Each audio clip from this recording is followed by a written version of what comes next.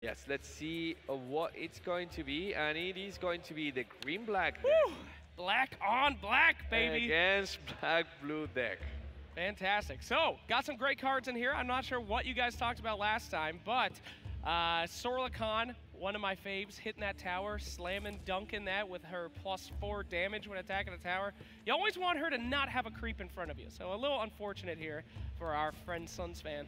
It's okay. One of the things that this deck can do is build Heartstopper auras on your heroes. And Heartstopper aura will make it so that you deal piercing damage to anyone in front of you at the beginning of the spellcasting phase.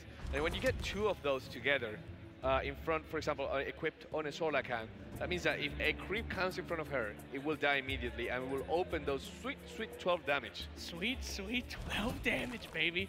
All right, well, we're seeing these guys move pretty quick here.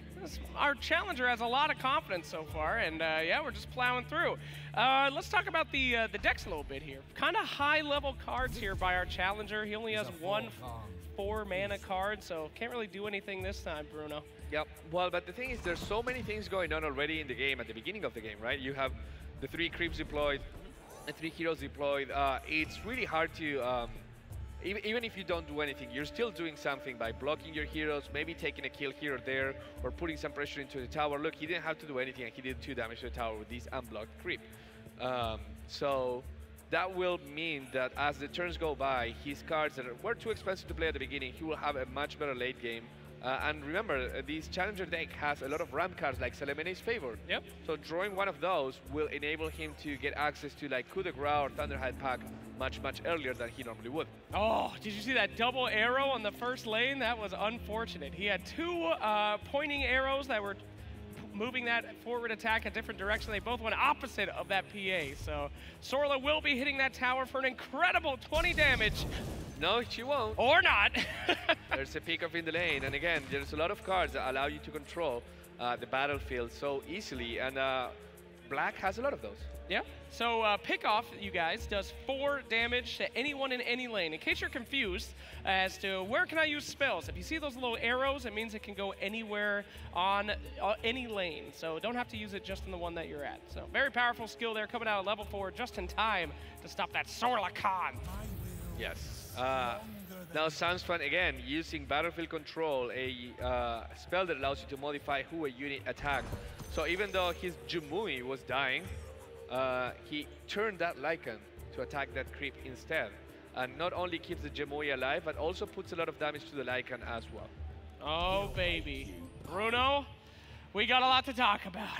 My old friend, Mist of Avernus. This, ladies and gentlemen, is a improvement card. Improvements go on your towers in one of your lanes, and they stay forever. This one in particular gives +1 attack to everyone in that lane in the next phase. You'll notice that I didn't do it when he put it down in this phase. So all those creeps are going to get +1, and it's a great card to get early because it stays there forever, and those guys will be hitting hard in just a little bit.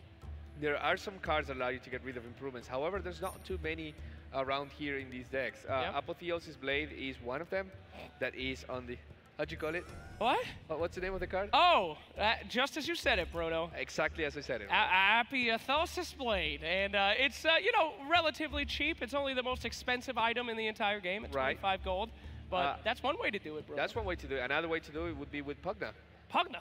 Pugna can destroy with his ability a random improvement in a lane every 3 turns. That's correct. That's called Nether Blast, boys, in case you're interested in that sweet Pugna lore. Yes. I know my kids out there are interested in that. Who's Pugna's pet? Well, we already talked about this. Yes. Viper. But it wasn't confirmed until recent voice line additions. In the... Bruno, don't get me started on this stuff. Ladies and gentlemen, let's see what we got here for our challenger. He has 2 choices, either Truth to Power, which will silence 1 unit this round. You might be asking yourself, what is a silence? Well, he probably doesn't want to use that on a creep. What it does is it prevents heroes from casting any abilities. And surprisingly for you Dota players out there, also you can't use items. Isn't that correct, Bruno? Yeah, that is correct. Silence is silence and mute all together, just bundled in one single thing. Yep, don't get it twisted, but the arrows there preventing him from doing any tower damage, and here we go. Yes, and we've seen that the challenger has, even though they have had a lot of gold. They hadn't spent their gold at all. And that is because they want to leverage the power of the Reptile Convoy. Reptile Convoy has X attack, where X is equal to half your gold. Rounded down for the people who are asking.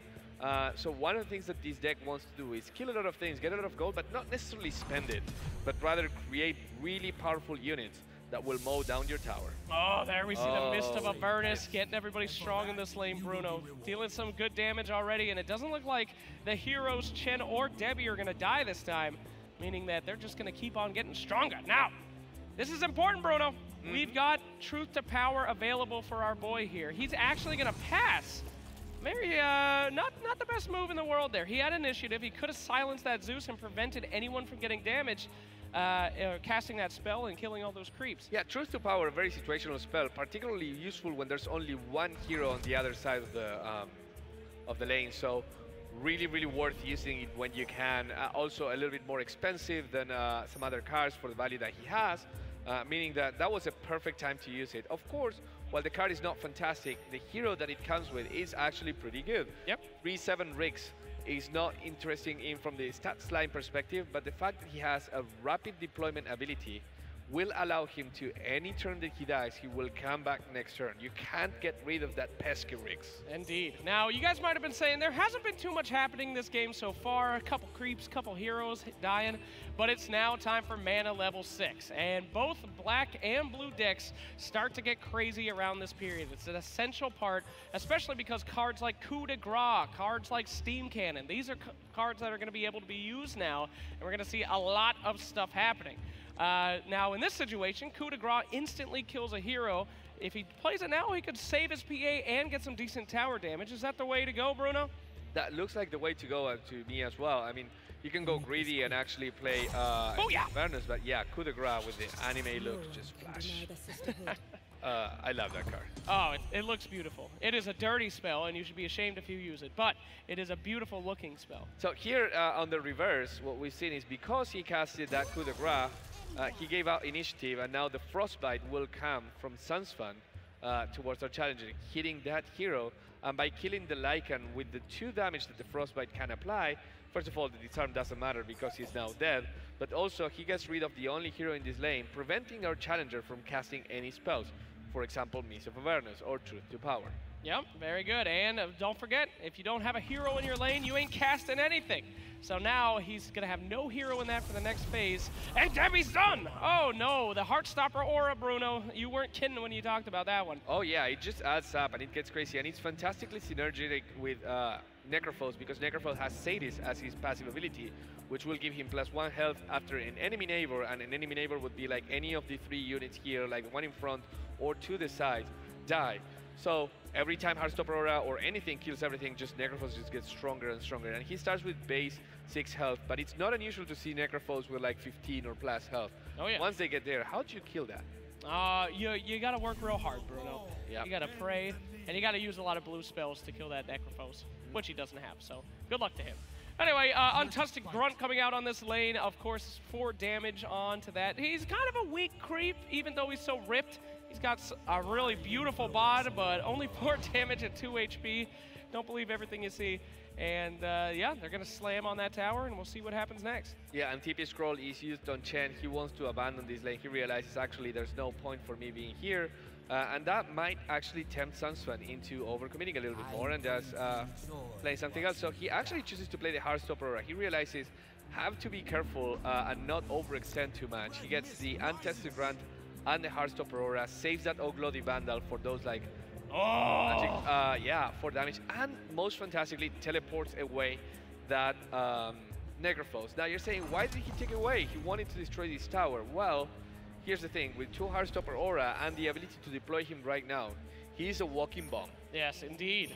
He can go anywhere, especially in the middle lane where those heroes have pretty low HP. If that Necrophos goes in the right spot, and I'm thinking what Sunsy's thinking, he's going to try to nuke those guys before they can cast a single thing. Now we do have a very exciting card coming out, the Thunderhide Pack, coming out for our challenger there. 8 mana, which would allow him to do some major damage if he could get that off.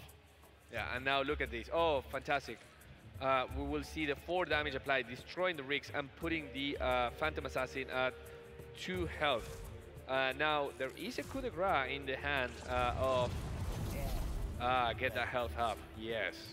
There is a coup de grace in the hand of our challenger, so Derek technically could destroy that Necrophos, but that would mean that his second coup de grace is out. And like sometimes when I see things like this, I know that you're like, oh no, I got coup de grace, but another way to look at it is like, that's one less coup de grace to worry about. Sure. You already used one, you used the second one, now I'm pretty confident that you won't have that third one in hand. And it's pretty risky to use now because he's got such great skills. Hand of God could be lost. Thunderhide Pack could be lost. He has no control over that, whereas he can just put Steam Cannon, take it nice and safe, and have a great improvement that he can use for the rest of the game. Yes. So we'll see what he decides to do here.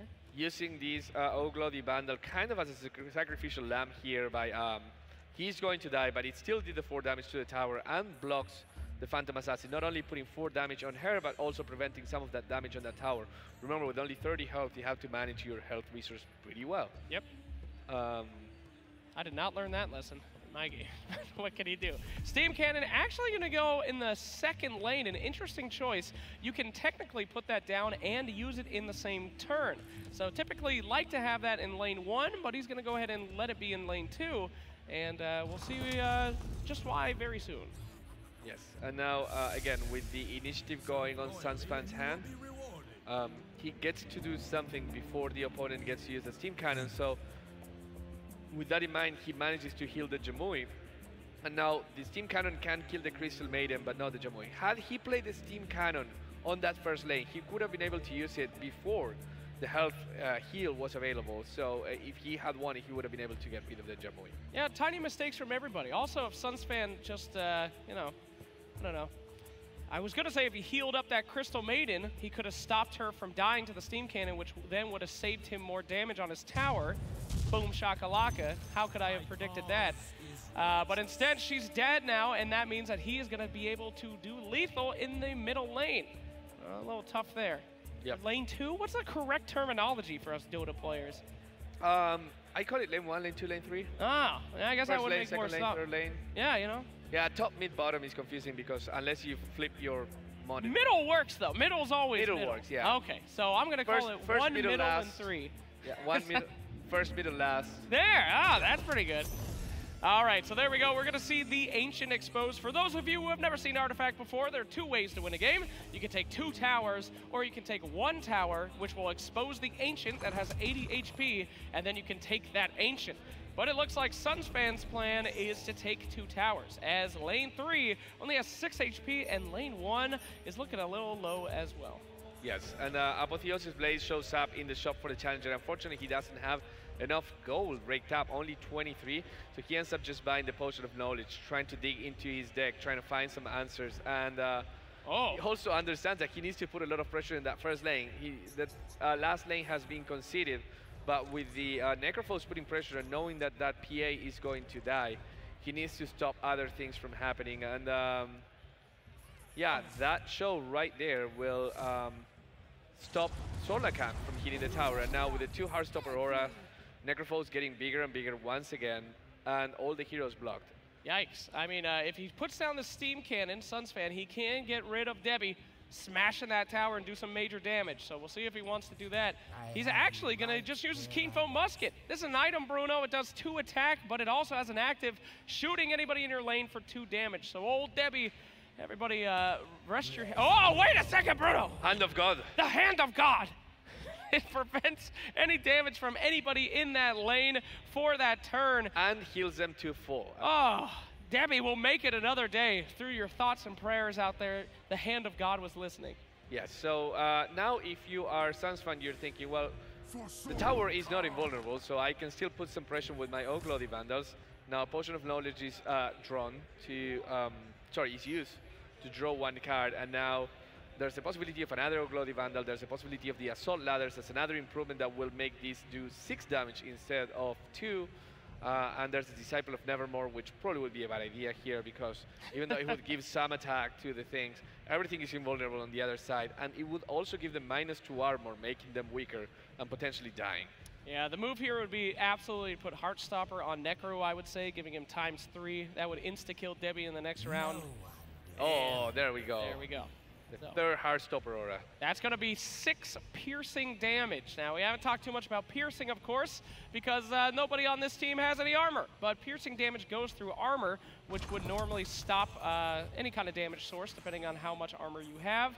So not going to be happening this time. Look at that Mist of Avernus, Bruno. It's growing and growing, and now the Steam Cannon can actually put some pressure. Cannot kill the Necrophos, which is probably what he would want to.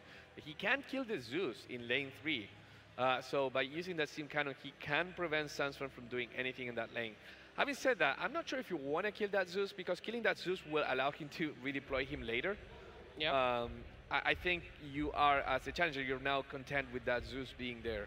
And I think that Sunsfan won't even try to heal that Zeus if it gets to that point in that lane. Sure. Very good point. Steam Cannon up on the Necrophos, trying to take him out a little right. bit. And oh yeah, there's another Steam Cannon, but unfortunately he has no black heroes deployed. If he had that second Steam Cannon, he could actually kill that Necrophos, but that will make him survive. And yeah, not much mattering here in the thing. And as I said before, the Zeus dies. He could have saved it. He had a Fountain Flask, but he didn't care about that because Zeus in that lane is no longer useful. Yep. Sometimes you want your heroes to die so that you can what's the word for it? Redeploy. Redeploy. That's a good way to say it. Conflagration, redeploy, Conflagration, the redeploy, the apotheosis blade. Listen, I'm not very smart, but he's going to respawn that Zeus into one of the other lanes, and that's going to help him out a lot more than to just keep hitting his head against that Ancient. So, with only 11 HP for our challenger and only 15 for Sunsfan, it's all coming down to this lane, and who is going to be able to strike first? Oof. Look at that Necrophos, there you go, baby. Debbie! That's so good for him too, because look at how many black spells there are here. 2 pickups, 1 coup de grace, the Steam Cannon, all spells that would help him a lot in this situation. None of them can be used. Yes, you can play a Thunderhide Cap, you can Truth to Power and silence one of those heroes. You can even put some blockers in the Reptile Convoy and Savage Wolf, but those sweet removal spells that you would want to play, they're not available here anymore. Yep, Thunderhide Pack is a fantastic card. It does 14 damage, 14 health, and it has 6 siege, excuse me. But if somebody's blocking it, it just doesn't do that much. He needed that something to be able to get rid of those creeps. And not looking too good for our challenger now. Sunsfan does have the ability to just easily get it down to lethal. He's going to use a short. He's playing with a Bruno. He can play the Glogi Bandle whenever he wants, but... Well, I mean, he still doesn't know what his opponent has in hand, and with 9 mana available, he is scared that he might get blocked. And I think his fear is correct here, right? You have to be careful. If you overcommit and use your Bloody Vandal, then you can get blocked. And if you don't win this turn, then granted, you won't lose, but there's a lot of pressure coming into this middle tower, so better safe than sorry. Sure, why not? You could play like that, or you could go all in. What do you say, Sunzy? Just slap that sucker down. Let's see what happens, buddy. No. Anyway. So here, now, see, that's the point. Like, your opponent committed all of his mana into putting a Thunderhide Pack in front of a creep, not even in front of the Crystal Maiden. So now he knows there's no mana, there's no way for him to get blocked, there's no 1-mana creatures in the challenger's deck, and that will conclude the matchup. Yep, very fun matchup there indeed, as we see these two shaking hands and being good guys together. I love the aspect of mana in Artifact. It's one of my favorite things, and that